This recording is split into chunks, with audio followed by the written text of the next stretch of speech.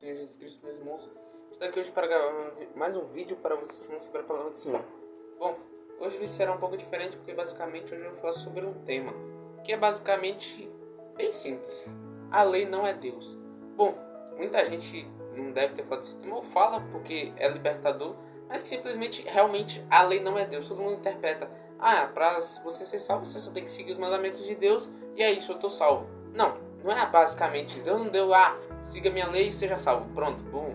Não, tipo assim, na Bíblia fala que se você seguir os mandamentos do Senhor e obedecer a Ele, você será salvo. No caso, no Antigo Testamento. Só que hoje, meus irmãos, nós não estamos no Antigo Testamento. Nós simplesmente estamos aonde?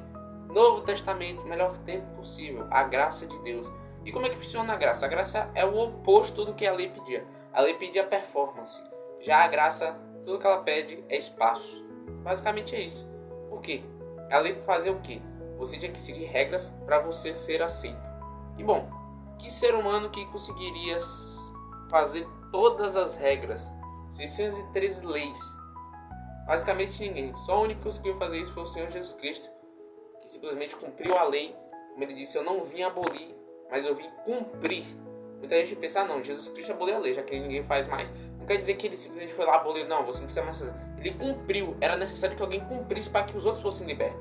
Porque, vamos falar lá na lei de Moisés, que tinha que ter um sacrifício para ter perdão, ou seja, um derramamento de sangue. Quem derramou o sangue por nós? Cristo Jesus. E é simplesmente isso que eu vou falar hoje, meus irmãos. A lei não é Deus. A lei, meus irmãos, é basicamente o quê? Com umas pesquisas que eu fiz aqui, a lei é o diagnóstico, Deus é a cura. Aqui, como diz, a lei funciona como um exame de raio-x ou um espelho. O espelho é perfeito para te mostrar que o seu rosto está sujo, mas o espelho não tem o poder de lavar o seu rosto. A lei de Deus é santa, justa e boa, como Paulo diz em Romanos 7, mas ela só serve para revelar que falhamos. Ou seja, meus irmãos, a lei não foi feita para você pegar a lei, vou pegar esse mandamento aqui, amar o teu próximo e vou me curar. Não, você nunca vai se curar, você só vai se machucar. É como se você pegasse o espelho, quebrasse o espelho e começasse a se cortar, porque é basicamente isso. Ou seja, você não vai estar fazendo nada, você só vai estar se quebrando todo e não vai adiantar de nada. Não adianta você pegar a lei é a cura. A lei nunca é a cura. Quem é a cura é Jesus. Aqui como fala Deus, o que Deus faz? Deus é a cura. É aquele que pega a toalha, a bacia com água e lava a nossa sujeira. Se você tentar usar a lei para se salvar, você vai apenas se esfregar contra um espelho e se machucar. Ou seja, como já havia dito, você só vai pegar um espelho e vai se machucar muito. Ou seja, a lei ela está aqui só para revelar os nossos pecados, para que nós reconheçamos que nós precisamos de um Salvador. Não é que, não, Deus botou a lei para mostrar que a gente é um erro fatal. Sim, a gente errou, mas que basicamente é Deus tentando, tipo assim, ele pegando algo, ele tá mostrando, isso aqui é como se fosse uma fratura. Vamos dizer que tem 5 ossos quebrados que você tem no seu corpo que você não tá sentindo. Aí beleza, Deus vai lá, faz o raio-x, é como se fosse um médico, Deus é o médico. Aí, aqui tá 5 ossos quebrados. É necessário uma cura, né? Mas a gente não vai usar o raio-x para te curar. A gente não vai pegar o aparelho e vamos tentar consertar o osso. Não. Deixa que eu curo você, que eu sei o que eu faço. Ou seja, quem cura, meus irmãos, é Deus. Não tente basear sua vida na lei. Porque aí, como assim? Então eu não vou viver com a lei, então não preciso seguir a lei? Não. Você tem sim que seguir a lei, mas você não pode basear, não. O pilar da minha vida é a lei. Porque senão você vai ser que não sai disso. Vai ser tóxico, arrogante, julgador. Ou seja, você vai sair... Vai ser, no caso, julgador não, juiz. Vai ficar julgando as pessoas porque você não vai ter transformação. Basicamente o que você vai ter é arrogância. Como eu já havia dito, você não vai ter uma... meu Deus, uma transformação. Você só vai gravar um monte de lei, que deu 5 livros, a Torá no caso, e vai sair por aí esfregando o espelho na cara dos outros. Ou seja, você não vai ajudar em nada, só vai atrapalhar.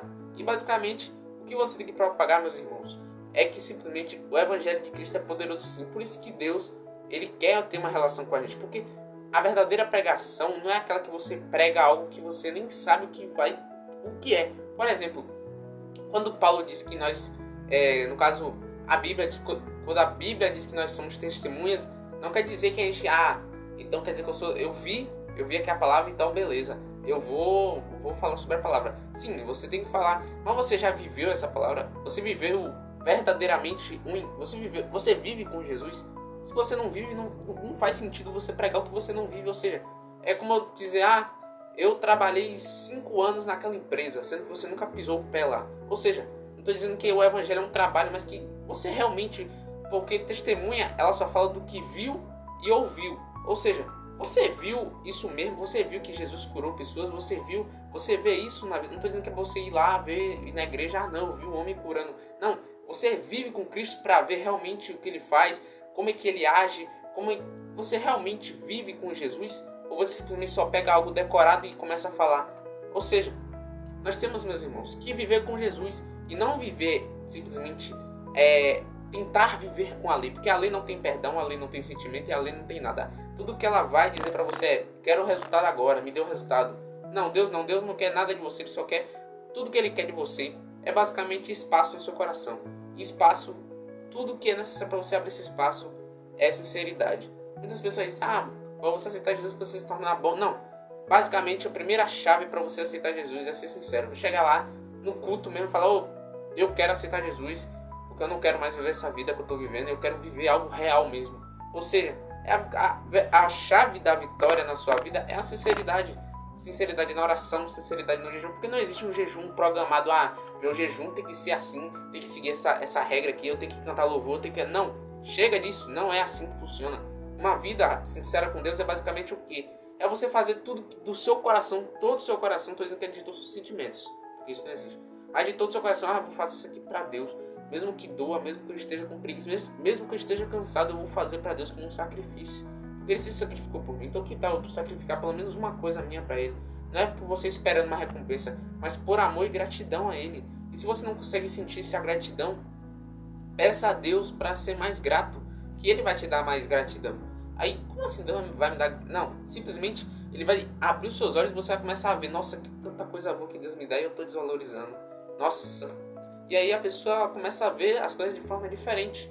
E bom, aqui como fala em João, porque a lei foi dada por Moisés, no caso João 1,17, que fala bem assim: porque a lei foi dada por Moisés, a graça e a verdade vieram por Jesus Cristo. Ou seja, a lei foi dada, como aqui fala, por Moisés.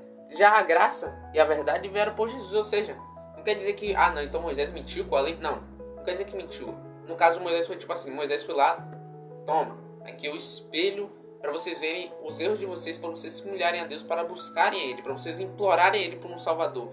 Porque naquele tempo, o povo, depois de um tempo da lei que Deus tinha no caso já tinha por Moisés, falo que Moisés falou basicamente: vai vir um profeta maior que eu. E bom, o povo está esperando esse profeta maior que Moisés, só que ele parecia que nunca chegava. Ou seja, no caso é o Messias, que é Jesus. Aí veio Davi escreveu, inspirado no Espírito Santo de Deus, basicamente tudo sobre o Messias, vários salmos sobre o Messias, não só ele, mas também outras pessoas, outros salmistas. E bom, por que basicamente só Moisés deu a lei? Bom, isso não importa. Mas como explicar isso aqui, que na verdade a graça e a verdade vieram por Jesus Cristo. Ou seja, se a graça e a verdade vieram por Jesus Cristo, é como se fosse um processo. O Antigo Testamento é o tempo de mostrar os nossos erros e o povo implorar por um Messias, até que Jesus Cristo vem no Novo Testamento e traz a verdade mesmo. Pode dizer: a lei só serviu para mostrar isso aqui a vocês, que vocês só precisam de mim, é isso. E bom, e eu trago a graça, pronto, é só isso. Basicamente é isso. Jesus Cristo, ele veio para curar a nossa vida. Agora que vocês viram que vocês precisam de mim, venham a mim para eu curar vocês. É basicamente isso. É como se fosse uma placa: ali está Jesus Cristo. A lei é a placa. Você não vai pegar a placa e vou abraçar a placa vai me curar. Não. Você simplesmente vai lá, segue a placa e vai ao seu curandeiro, que é basicamente Jesus Cristo, meus irmãos. Ou seja, meus irmãos, não baseiem suas vidas na lei. Não estou dizendo que é para você rejeitar a lei, não vou mais seguir os princípios de Deus. Não. Não é para você botar o pilar, a base da sua vida sobre a lei, porque senão uma hora você vai desmoronar. Você mesmo vai cair por causa da lei. A lei vai te acusar. E não é que a lei vai te acusar, a lei está me cobrando, a lei... Não é que a lei vai te acusar. O inimigo vai começar a usar a lei de Deus, algo santo, contra você. Ele vai dizer: você não disse que era bonzão, que fazia tal lei de Deus, aí desobedeceu. Ou seja, não baseie sua vida na lei, não bote a base da sua vida na lei, bote a base da sua vida em Jesus Cristo, porque ele sim é a verdadeira base. Como Pedro falou, que os fariseus rejeitaram a pedra de esquina. O que é pedra de esquina? Em outras traduções está pedra angular. Pedra angular naquele tempo dos judeus lá, do tempo depois de Cristo, no caso depois que Cristo morreu, Jesus Cristo, e ressuscitou, é basicamente a pedra mais importante de toda a casa. Ou seja, é como se fosse um pilar da casa. Se você tirar o pilar, bum, a casa cai. Ou seja, se tirar Jesus Cristo das nossas vidas, meus irmãos, se você não tiver Jesus Cristo, o pilar de sua casa vai cair a qualquer tempestade que vier. Ou seja, vem uma situação ruim, bum, você caiu. Mas com Cristo Jesus, simplesmente vem uma situação ruim, você que se segura. No caso, Ele que te segura, porque Ele é a base da sua casa. Como o próprio Jesus disse uma parábola envolvendo isso, que um homem fez a sua casa com base na rocha. Aí simplesmente veio a tempestade e não levou a casa. Mas teve um homem que fez sua casa na areia. E aí simplesmente a tempestade veio e levou a casa e foi grande a sua ruína. Ou seja, o que ele está dizendo? Quando você se firma em mim, basicamente você vai resistir, porque você está conectado a mim e eu estou em você. Agora quando você não se baseia em mim, quando você não bota sua base em mim, basicamente você está colocando sua base em coisas passageiras, e essas coisas passageiras claramente vão passar, ou seja, vai levar tudo. Você vai desmoronar, você não vai estar com a mente boa, basicamente tudo vai dar errado. Ou seja, meus irmãos, a palavra de hoje que Deus está dizendo para vocês e para mim também é que basicamente a lei não é Deus. Não idolatre a lei. No caso, isso é uma idolatria religiosa de que basicamente, se você não fizer isso, você não é de Deus. Se você não fizer isso, você pecou Deus. Se você fizer isso, você não é mais filho de Deus. Agora eu vou tacar um questionamento para vocês. Um filho para de ser filho do pai porque basicamente o filho quebrou um copo? Não. Ou seja, se você busca Deus, está ali firme, mas acaba caindo na tentação, mas você volta de novo para Jesus. Ou seja, depois de ter caído, você vai na oração, Pai, me perdoe, você pede perdão. Você basicamente está se levantando novamente. É como se fosse um tropeço mesmo, porque o pecado é um tropeço. A raiz da palavra do pecado tem uma ligação com a lepra, mas também ele significa tropeço. Ou seja, você tropeçou e se levantou. Ou seja, não adianta você, no caso, tropeçar, é só você acabar, mas no caso, cair. Ou seja, caiu, mas levantou. Ou seja, continua a vida. Não fique pensando, meu Deus, eu pequei. Não fique se punindo mentalmente, porque isso também é uma condenação. Então, evite se condenar. E basicamente aproveite a graça de Deus. Consequências vêm, claro que vêm. Mas siga em frente as consequências e siga sua vida normalmente. E seja abençoado por Deus. Muito obrigado por ter visto esses vídeos, meus irmãos. E eu tô falando muito rápido, mas enfim.